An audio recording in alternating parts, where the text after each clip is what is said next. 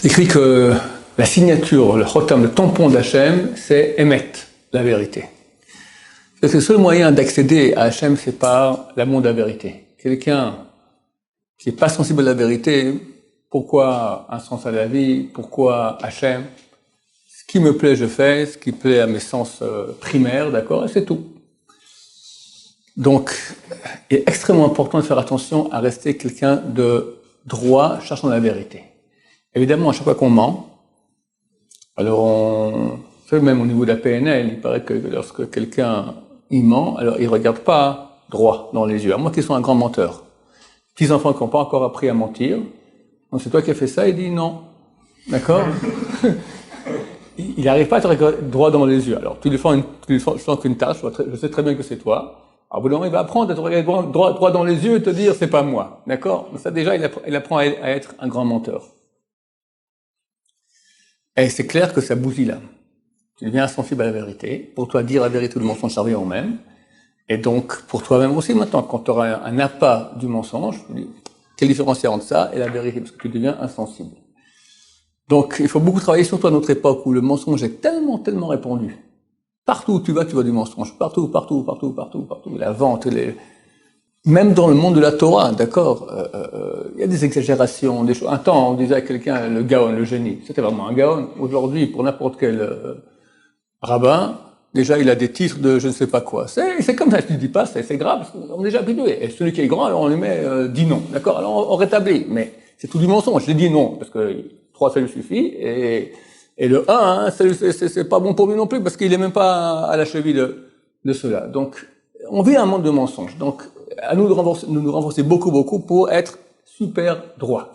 Une belle histoire du grand génération passée, le Stipler, donc le père de Abraham Kanevsky, il s'appelle le Rav Yaakov Israël Kanevsky. Lui, il a été embauché, le pauvre, il a fait 2 fois l'armée, une fois en Syrie, en Russie, et après une autre fois en Pologne.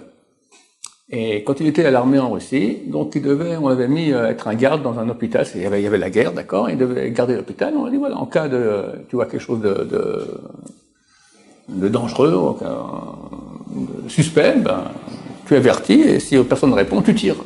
Bon. Il monte la garde, et il s'est endormi, et s'endormant sur son fusil, tac, il y a une balle qui est sortie. Une balle qui est sortie, branle-balle commun à tout l'hôpital, mobilisation, tout le monde se met dans les tranchées, quoi. On attend que l'ennemi arrive, une attaque, quelque chose. Rien.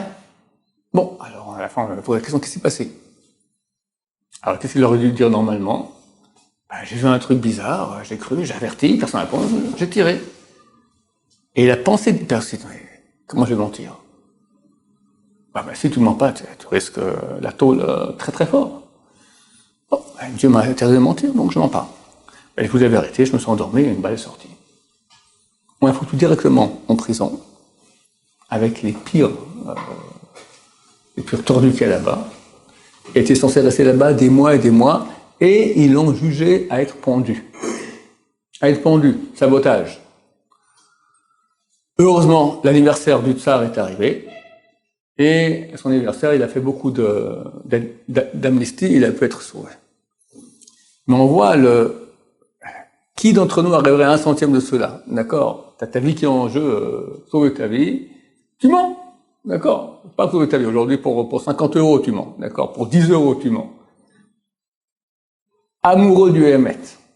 C'est vrai qu'après, il a devenu un homme de vérité. Il a écrit des livres. Aujourd'hui, tous ces livres sont dans toutes les chivotes, on étudie le Kilat Yaakov. C'est son livre, d'accord?